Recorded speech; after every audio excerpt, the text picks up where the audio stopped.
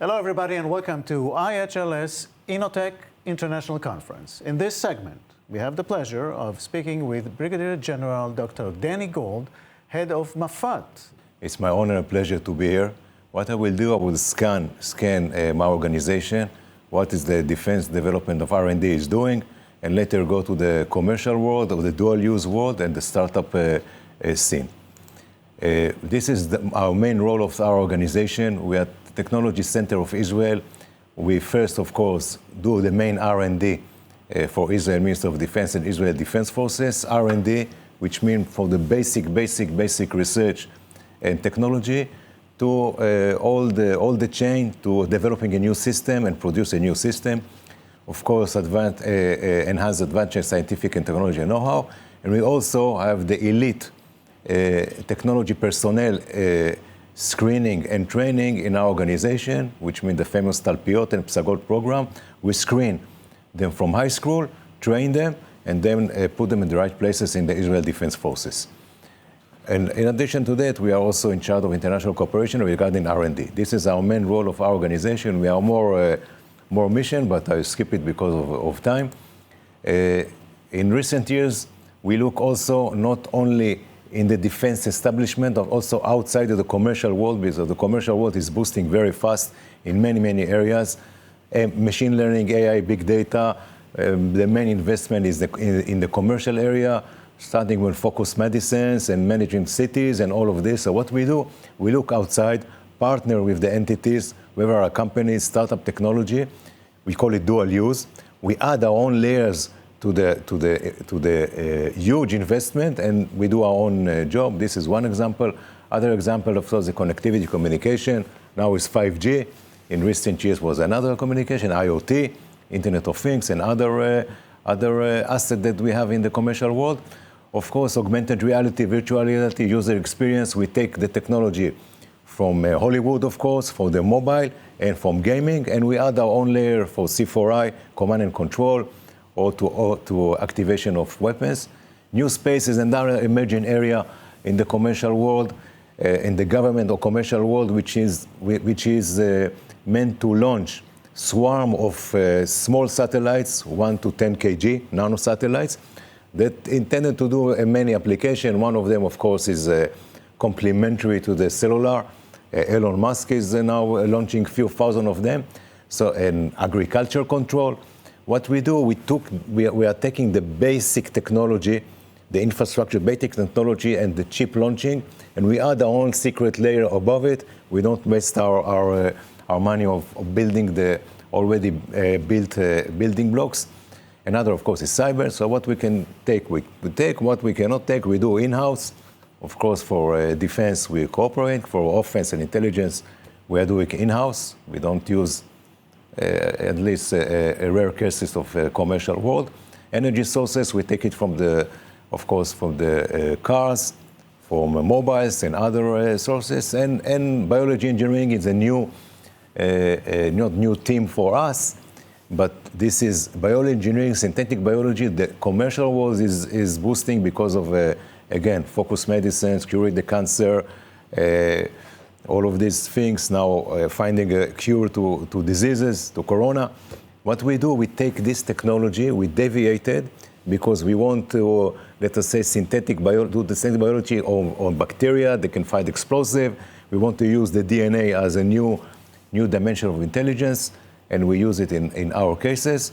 And of course, other robotics, autonomous, of course, we take it from the commercial world, all the autonomous cars, but we are not driving in the highway, we're driving in the hills, in the forest, so we have to take the brain, add our own brain and our weapon system on board. So this is what we do with the commercial world. Of course, we have our own backbone, bread and butters, but we cannot take something from the commercial world or startup. This is our main work. I will show it by video clips. This is we call it active defense system that protect our tanks, armored vehicles against anti-tank missiles, deadly missiles, shown by movies. It's very fast. Someone launch a weapon on us, and in a few seconds, even less than that, we intercept the incoming rockets or incoming anti-tank missiles. You can see it now in slow motion. We intercept it and protect the tank. Another technology is the future armor vehicle, the future tank. Everything is 3D. You're inside the tank. You don't have to put your body to see what is going on outside. Everything is reflected into the tanks, 3D, AI-based. All the sensors are connected. All the effectors are connected. You can find IED. You can find target. You can destroy target by only touch the screen. This is the future. And we already demonstrated. We are going to simulate it in our new tanks. And this is also a vision that is come into the reality in maybe next year. We have our own Iron Dome and missile defense system, which we call it a hard kinetic interception. It's hitting the enemy rockets or missiles and blowing the enemy rockets. Now we work on lasers. We work many years on lasers, but in the last let's say 2 years, we have a breakthrough, technology breakthrough.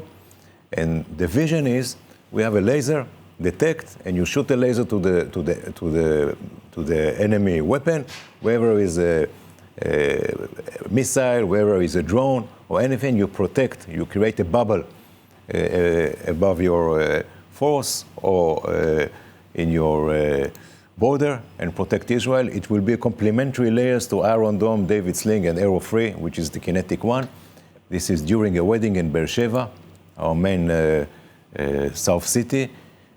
During a wedding in Beersheba, it was filmed by the wedding photographer, which was smart enough to point his camera to the south, while Hamas, our enemy, shooting 15 rockets at the same time to Beersheba to cope with Iron Dome. And Iron Dome almost automatically responds to this. This is, by the way, is the barbecue. People continue to party, and the Iron Dome is working. You see the Iron Dome is launched swarm of Iron Dome. Each one is going to his own target, his own enemy, and destroy it. It's operational already. We upgrade the Iron Dome all the time. Every 9 to 12 months, there's a new version of Iron Dome because the enemy is learning and we are learning. And another technology that we have developed is a unique technology for protect of commercial jet, commercial airline, against MAF'AT. It's called a very small missile that you can launch for your shoulder. This is a scenario, of course, it's a simulation scenario. The terrorists are hiding near the runway. You can buy this weapon everywhere in the black market, or you can buy informally from many nations. You shoot it to the aircraft. It's very easy to take down commercial jet. What we have in our aircraft is a system with sensors that sense that someone shoot missile at me, and we point a laser to the head of the missile. The laser is a sophisticated laser. In this laser, we hide some viruses that penetrate the head of the missile, the infrared head of the missile, penetrate inside, and make the missile to miss the target, to deviate it and blow. It's not a science fiction, it's working already. It's installed at our national airline. It's the only one in the world that uses this missile. So this is the new technology. And coming to the higher level, protecting Israel, we have the Iron Dome tactical system, and then we have the Arrow 2 and Arrow 3, which is supposed to take down the enemy ballistic missiles, whether it's shot from Iraq, Iran. If they will shoot it at Israel, it is done in the space far away from Israel. So this is a test that we have done in US. We take all the assets to US because you cannot do such a test in Israel. The Mediterranean is very small. You have to close all the Mediterranean because of safety. So we went to there with a massive operation. We take our missiles, the enemy missiles. We shoot the enemy missiles from long range of Iran, and we intercept the missile in the space. You will see this is the Arrow 3 going to the space. And you see the interception in space, which was a major breakthrough. This is interception. We do it 3 times in a row in a few days, which was a major breakthrough worldwide. And another example, we develop our own surveillance satellites and the launcher. You see here, a few months ago, we launched another high-end, high-resolution surveillance satellite. We launched into the space. It's already operational, sending very good picture to us. I think now during the coronavirus epidemic, I decided to deviate all the power that we have, mainly manpower, creativity, devotion, to help the country to fight the corona. It was done using my people in the organization, but another about 1,000 people outside my organization, university, research centers, defense companies, commercial companies, startup, all come together to help the country to fight this epidemic. What we do, we assimilate our methodology, which learning fast the problem and solving the problem fast. We send our people down to the medical hospitals, to the corona department to learn what are the problems together with the medical staff and create the solution. I can divide this free area of interest. One was critical, saving life. The famous one is creating a ventilators production line in Israel.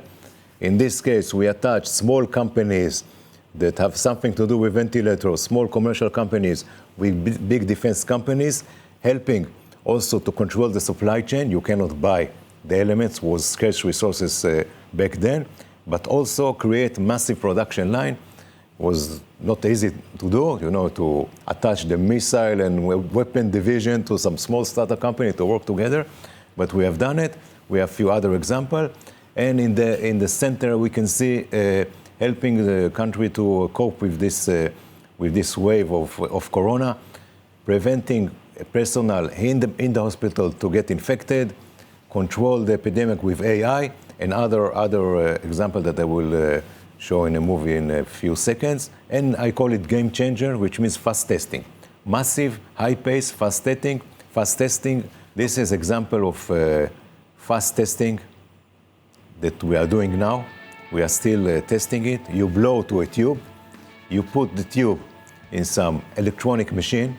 The electronic machine shoots electromagnetic wave into the tube and get the signature, the result, and then the vision is you get the result in 30 seconds if you are sick or not sick, or go to test. This is under a big test. Thousands of people have been tested, and now we are putting AI, artificial intelligence, above the physics phenomenon in order to train the machine to get very good result. The vision, of course, is few tenths of seconds, 1 minute, 2 minutes, you get a result. You can do 100, 200,000 tests a day, and then you can control the disease. This is another technology. You breathe your breath into some container, and then you hook it to another machine, and you get a result again, and very fast. It's still in testing. With all the regulation of Minister of Health, it's still in testing, and this is another technology which we push into the hospitals. In the hospital, there are a lot of cameras. We hook the cameras to AI algorithms developed by a startup that we work with regarding the defense. We switch it to help to automatically recognize the faces of the staff, even they wore a mask, and then analyze what is happening, who is passed through who is wearing masks. So if something happened, you don't have to send all the department home. Only the one that didn't wear mask and was next to each other 15 minutes, you can do it very fast. We also introduce robots into the department, robots that can help the doctors to treat the patient, not to come very close, to bring them food, taking the trash, talking to the patients. So we test some robot, we put some software on board. It's already operational.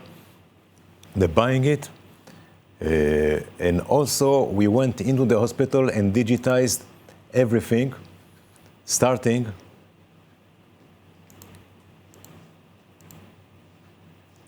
with standoff measures, which mean I don't have to come close to the patient. 1 second.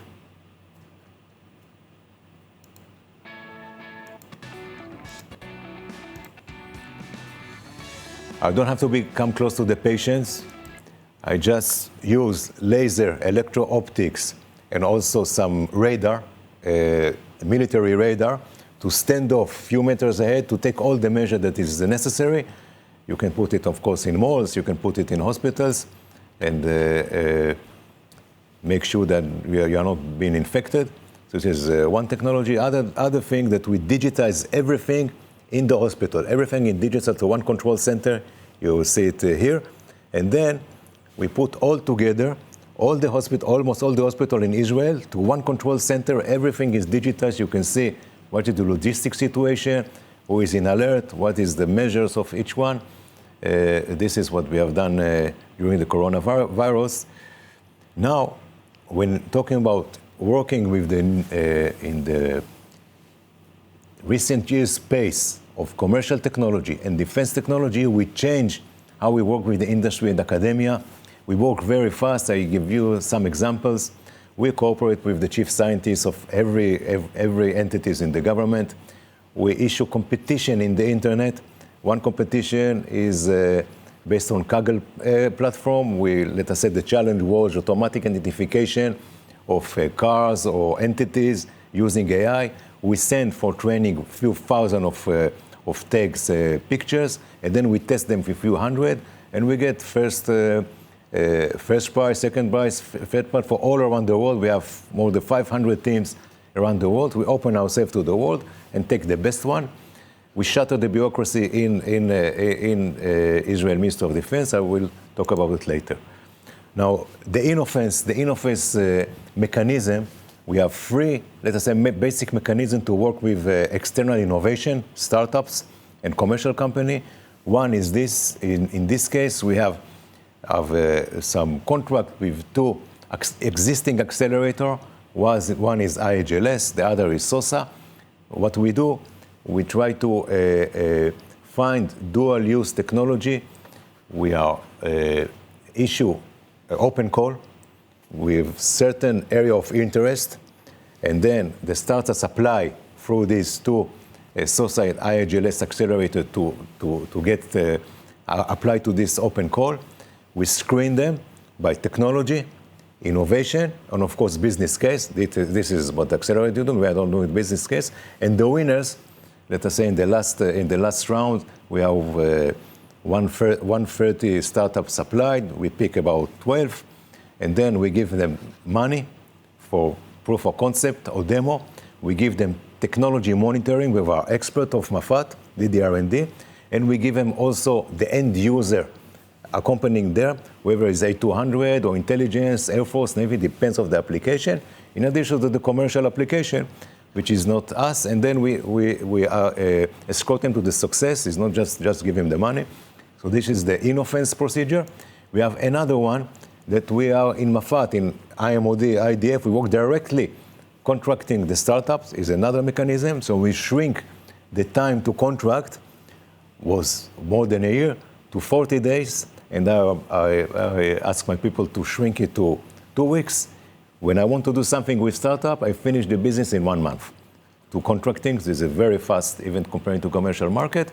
And the third, let us say, structure is working. We give again scouting, technology, and operational team. We are already signed contract with 3 venture capitals. One is Canadian, one is US, and one is in Singapore and Japan, international one, and one pension fund in Israel. We try to recommend them and scout with them, together with them, the good startup. They are good for dual use, for our need, and of course the commercial and the VC need. So this is what we do in our organization. Mr. Gold, thank you for coming. My pleasure, my pleasure. First of all, here in Israel, we know what MAF'AT is, but give us a couple words, a little background. What is it exactly? MAF'AT is the organization that builds the technology infrastructure and R&D for the defense units of Israel, Israel Ministry of Defense. It's our main role, create the R&D for technology superiority of Israel. Okay, now let's move to InnoFence, which is interesting. Innovation and defense, government and the private sector. Talk to me about this model. Does it work? Why did you decide to go this way? The reason that we go this way, because we know the commercial marketing is booming up. The innovation is also there. It's not only in the defense establishment. We want to go outside to reach this innovation, both out to our territories and both give them our innovation to cooperate with the commercial world. So we structure this InnoFence with two existing commercial accelerator in Israel, and we make them to work also dual use, which means use for the commercial market and defense market with specific model. They can elaborate later if you want. So it works for you? Yes, it does. Very good. Yeah. What's in it for the startups? What the startup is getting, of course, they're after screen and choose them. They're getting, of course, money for proof of concept. This is one. They get technology, let us say, escort from our territory, from MAF'AT. Our expert escort them to success. And they get the operational user from the defense part of the market together with them from moment zero. So they have all the needed essential for success. To build these beautiful toys that you've shown us on your presentation, really a very interesting technology and instruments and battlefield solutions. What are the main challenges of you vis-a-vis the IDF and Israel's security? There are many challenges. We have about 1,500 projects at the same time. It's my organization. So it's range from air, land, sea, intelligence, spectral warfare, electronic warfare, drones, threats from underground, above the ground, in the air, under the sea, above the sea, ranging all the assets, and there are things that are very rigid. Formal, when you create a missile, it's not a startup. Okay, although Elon Musk started with startups, yeah, right. But it's not a regular case. It's not that kind of missiles. Yes. But there are many areas that are moving fast: drones, AI, automotive cars, automotive roads. That we work very close with the commercial market and make use of their fast time to market. Yeah, well, it's a huge sea of things, yes. Obviously. What comes to mind and to eyes is really all these anti-missile programs that Israel has been very successful in producing. Tell us a little bit about that. We in Israel work many years in layers to defending Israel. We want to shield Israel against everything bad. So it's starting with Iron Dome, which is already operational, work very good. More than 2,000 actual interception, the best system in the world. Above it, there's another layer called David Sling, is operational already against cruise missiles and longer range. And above this, Arrow 2 and 3 intercept the long-range enemy missiles, let us say from Iran, in the space. This is how we work. And we work very fast. We update the system very fast because the enemy is also learning. So what's next? Space wars? Space, we are working in space. we are working in space. You saw, we have satellites, and we're working also in space. Okay. Tell me a little bit about the ecosystem between MAF'AT, Ministry of Defense, and the IDF itself. How does it work? I mean, are they are your customers, actually? I have two bosses, by the way. One is the Chief of Defense Forces, General Kochavi, and the other is the Director General, the civilian one, General Amir Eshel, and Minister of Defense. So we are organization belong to both of them. So we are integrating all the operational needs, the customer needs, and the technology in hand. Is not like customer and supplier is working together all the time. Yeah, and also Israel is one of the biggest exporters of defense technology to the world. And how do you balance this, trying to export technology but still keeping advantage? Yes. So this is, the export is not under me, but the Minister of Defense. Every company that want to sell have to come to Ministry of Defense to apply for the export license, and then we have a technical, operational policy committee that check everything, that balance between the risks and, of course, the plus of export. And they get your advice as well? Yes, of course. I have special committee, all the technical committees in my organization. Okay. Now a big question. How do you see the future of the battlefield? I'm sure you've been thinking about it. Yeah, it's complicated. Nobody can forecast, what is going on. But you can see even today, the enemy is complex enemy. In our territory is a combination of, let us say, traditional threat of enemies, states, but also combination of non-state organizations like Hezbollah and Hamas that work in organized and non-organized manner. Also the military work in let us say semi-guerrilla manner, which means under the underground, under the trees, in urban area, in the houses, working for them, using the civilian as a shelters. So you have to work, in addition, of course, of long-range ballistic missiles, all combined together. You have to work, you have to be very precise, no collateral damage, and you have to work in all of this environment, complex environment. It's hard to sleep at night with all of this. But you know, we see robots and like mechanical soldiers. Is this where we're going, or this is fiction? This is Hollywood? No, it's, by the way, it's already working very good in the air. Unmanned area vehicle, drones are working, doing the job all around the world, very good. And is going now to the land and also underground and under the sea is progressing. The land and the sea is coming a little bit after the air, but it's coming to there. Again, will be soldiers around, but many missions will be taken over by robot autonomous vehicles. So we've seen in your presentation like the future tank or APC. Are we going to see these in the future? Yes. We're working with them. We demonstrated, by the way, using big companies, also small companies, startups, and now we integrate the technology together. We already inject them to our tanks. We don't have to wait for the big new tanks. We injected to our regular tanks, the technology itself. New technology, old infrastructure. Yes.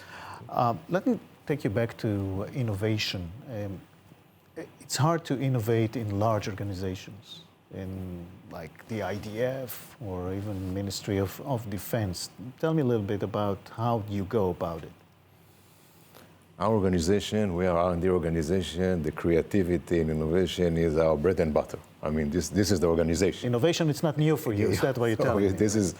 So there are many strategic methodologies for innovation, but the main issue is the spirit of the organization, which is, of course, at the R&D working level to the head, that you're willing to take a lot of risk, high risks for a good payoff, and also create mechanism to like green lane for startups or like competition, innovation outside and inside. You have to work on this all the time to be open, because the organization become bigger, more bureaucracy. Right. You have to. Let me present a conflict to you. I remember in one of Israel's wars, there were talk about commanders, dealing too much with video screens and technologies that can maybe distract the army and the military from really doing the job, which is fighting the enemy. Is there a risk there? So, of course, there's a risk there. It was a few years back. Now we are in a different stage. You have to balance between how much information you inject to the soldier or commander and when to inject, what information for decision making, and how to work between the man and the machine. Right. Human-machine interface in let us say, enhancing each other and not disturbing each other. So we work on this as a part of, it's like atomic science, it's human-machine interface or user experience in the commercial world, how to leverage each other and not disturb each other. Don't give the maybe soldier on the ground too many tools that he will look at the screen the whole time instead of looking around, right?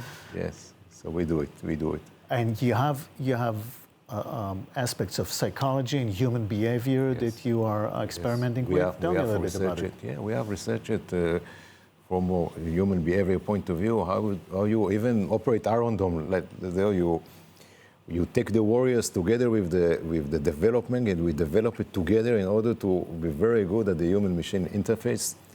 And other psychology also have been researches. What is the pace of the brain? How much information you can inject? Many interesting. So take me a little bit, 10, 20, 30 years ahead. How the IDF is going to look like? I think, again, soldiers will be in the game, of course. They won't be absent to the game, but a lot of AI-based machines, sensing, understanding what is going on, and also applying weapon system, of course, will be authorized. Men in the loop will authorize. Again, will be policy decision. If it's fully automatic or man-in-the-loop decision, like today, I think that will be the future. What I found interesting in your presentation was the coronavirus aspects that you took upon yourselves here in Israel. And maybe the thing that caught my eyes more than anything was the fast test, like within seconds. Yeah. Are we going to have that? We're working on this. I cannot promise nothing regarding the corona, you know. Nobody's not, but we're working very hard on this. Again, it's all based of, we have 4 to 5 technologies that work in parallel. One is the breath analyzer, you breathe. The other is other testing. We hope, I'm optimistic. Maybe it won't have to be 90 or 100%, but I'm optimistic. In parallel of this, we do effort with the Ministry of Health to use the current technology to enhance the pace of the test. We now have operational test in schools, in elderly houses, and in yeshivot, in the strict religious. We have very good testing there. The very fast testing, we still have a way to go. We will see in 1 month where we are standing. You know, they said that this pandemic is a new enemy. It's a war. So your approach was like it's an enemy and we're in a war? Yes, it's an enemy in the war. But again, we are not the warriors. The warriors are the medical team. So we learn from them all the data we have to learn and then activate our own Israel, you know, innovation, devotion to solve the mission, 24 hours 7, and also recruit all the brain in Israel, all the brain around this subject. So the next pandemic will be a little easier to fight? I hope. It'll be smarter, huh? Yeah, smarter and more organized. Yeah, well, Danny, I thank you very much and good luck.